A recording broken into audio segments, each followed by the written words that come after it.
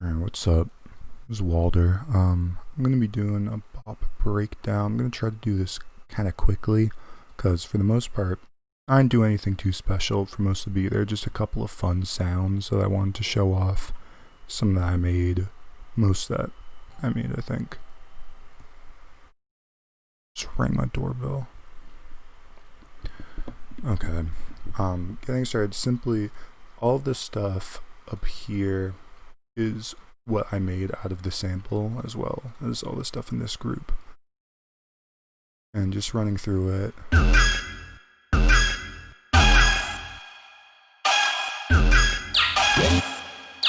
It's really not doing too much to it, just chopping it up to find this sort of, I guess you can call it like a motif before the actual thicker bass down here starts hitting with the drums. Really simple stuff, just you see just EQing and reverb. Then the first hit, I have OTT on pretty much everything I want to hit hard. Simple as that. The only really funky change, I think, this has a little bit of vocoding and quick delay. I know all the FL Studio people know about the FX plugin and the delay that has. It's well loved. But the real change, to get this chant, I just pitched the second half of this initial sample, this one, down, and it sounds like this sort of chant. It's cute. And then this whole grouping kind of looks ridiculous, but most of it is just automation on this noise sample that sort of goes with these pitching down chirps, again from the sample. It's simple. If you don't know how to do this in FL, for a while I didn't understand why you couldn't make automations out of the pitch. I still don't really. I feel like the way that it stretches sound with this sounds a lot better than this, but it doesn't matter for something like this when we're only going down 6 notes. But basically just change this, and you can change this to whatever value I want. I had it on 6 because I like being able to go straight down with my automations. Like, just makes everything a little bit simpler. Yeah, and then that just has added on top of it this little noise sample that gets panned from left to right. Makes it a little cheeky. And layered under that is this bass. Let me make sure I have this on so it doesn't mute. This is also from the sample. This is a Quanta patch. It's a granular synthesizer, just pretty much using, again, see first hit, which is this sound up here. And it's just sort of, I'll take the effects off because the effects really change it a lot. It's just playing the sound like that. But pretty much, and I'll show you everything else, like, except for M-Comb, just really kind of beefs up the sound wider. It's a good plugin if you want to make your sounds a little more stereo. As well, you can also, if you don't want to download it, some people just don't like to, Stereo Shaper will pretty much do the same thing if you just crank these. But try that out. You can see it's an interesting sound, but M-Comb is really what makes it go crazy. Just remove feed harmonies. This is a really good free pack. It comes from Melda. It's a free pack that has this. It has a couple of other really helpful plugins. I know I use M Vibrato a lot too, so it's a really easy way to add some vibrato or some weird funky melodies. I use that a lot when I used to make a ton of hip-hop beats. And then finally there's an automation on this filter that sort of makes it swell. And all together. It's a really interesting transition. And then I'm trying to think of what other funky parts before I jump into the main bass. It happens again over here without this sort of synthesize, or the granular synthesis bass. Just pitching up instead. for that. It's the same. If you know FL Studio, you know Make Unique. You can just hit that if you want to have the same automation pretty much, but just change something. It's a really helpful tool to know, especially because I try to use automations for a really hefty sidechain. And if you want to pretty much just mute everything that's going into your hard sidechain, you can make a new automation that will just mute everything until the next sidechain hits and it all gets brought back in. There you go. And I think, yeah, now we can just jump into this. And I'll keep the kicks going too, just because it sounds right.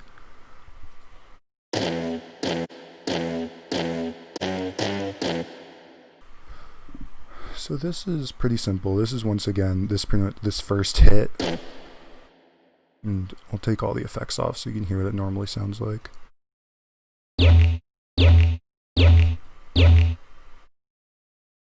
Simple enough. So processing this once again, you'll see the OTT, the reverb, really real simple, but what gives it the super crunchy sound is this saturation knob, another free plugin that I like a lot. And I have it cranked. I really wouldn't recommend cranking it unless you're trying to get a super crunchy sound, because I kind of I wanted this intro to sort of be like, you know,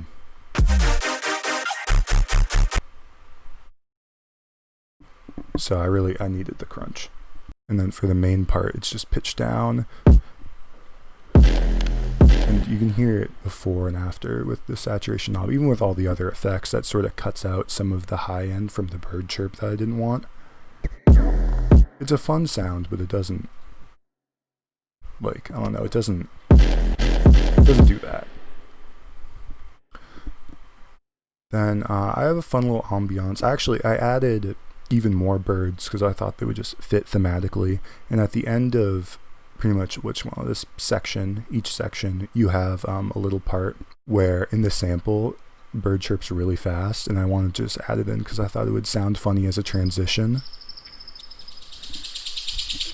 And you can't really hear it, but I like to add stuff like that just because personally I think it makes me care a little bit more about the beat. I'm like, I'm doing something funky and cute.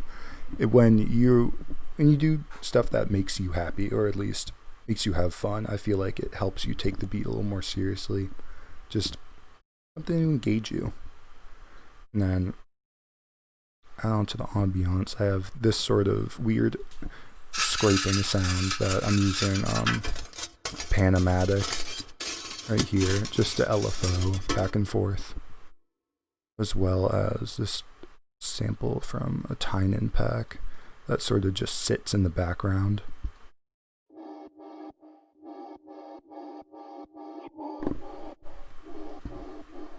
Cute. It's sort of hard to hear. I can hear it just because of how many times I had to listen to this beat while I was making sure I got it right, but it mostly just adds a little space because before I added all of this, it just felt kind of hollow, and I wanted the frequencies to be a little more filled up. And I think the last thing that's sort of worth talking about, the drums are simple. They're drums. Just make sure they hit hard. If you are using FL Studio, just make sure you slap soft clipper on it and they'll bang. You could pretty much crank them as loud as you want and they won't really mess with your mix.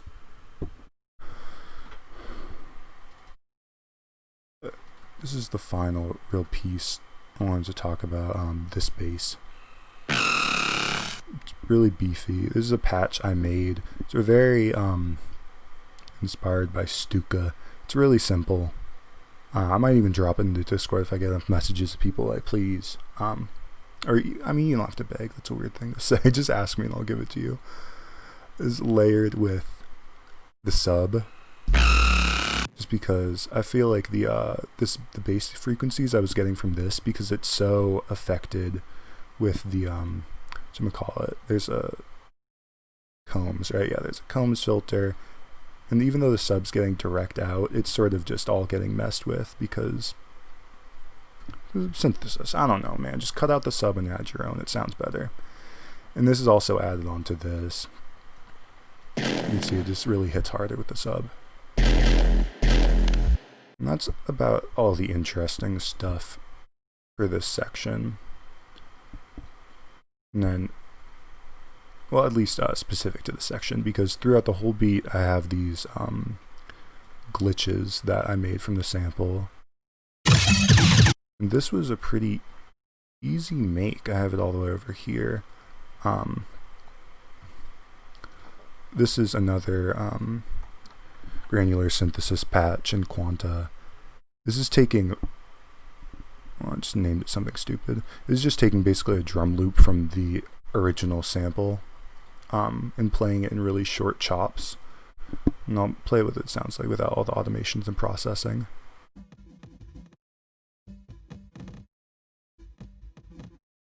Sounds like nothing. I'm not even sure if you'll be able to hear it on the recording, but I'm pretty sure I have the same remove harmonics that I had on the bass that gives it this interesting texture. And then I have the delay setting on the FX plugin automated, so it creates this weird like swooping and pitch delay. Makes it kind of bubbly and slippery.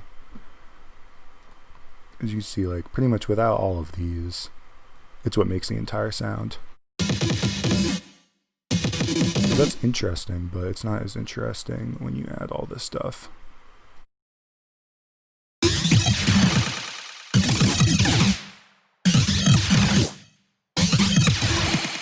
And so I just exported that and chopped it out, and I've got a couple different patterns that I threw in. I played that one, but then there's this one. I like that last half a lot.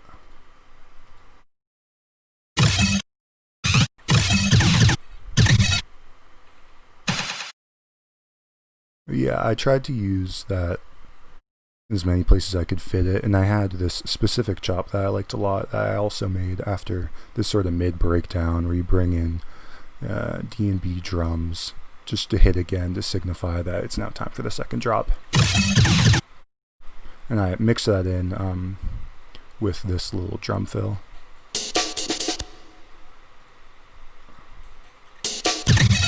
Which sounds cute. And then we have again, this comes back at the end. This sort of sweep at the end. Birds come back, all that good stuff. Is this section right here. And for the sake of actually making the song, I bounced this because I wasn't getting what I wanted out of the automation for the second part, so I just decided to just sort of bounce this, and then I don't know, I like to have artists in mind, sort of when I was thinking. For this, you've probably seen it, I was thinking Minesweeper, Stuka, and then as well, for this part I thought, what would Eliminate do? And I knew what he would do. He just pitch it down an octave. So that's what I did. It's a lazy way to make variation in your drop, but this isn't like a finished song, I guess. So it doesn't matter. And then a little reverb automation, so you get that really airy reverb at the end. And it cuts out for this whole section of the glitches and the weird bass. Yeah.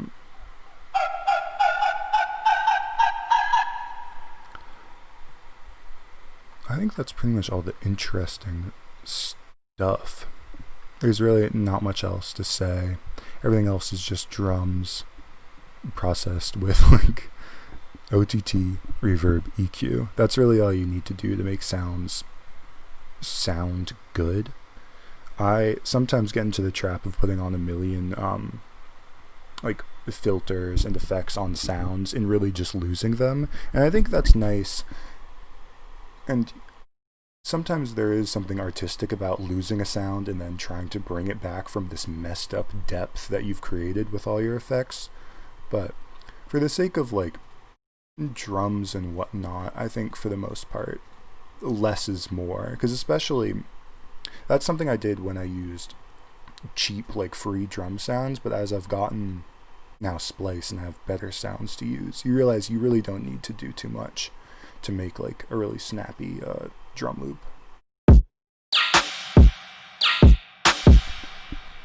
sounds good. Alright, well, I think that's about it. If you have any more specific questions, just ask me and I'll like hop into a Discord call and just show you like whatchamacallit. Just like that. Alright, peace.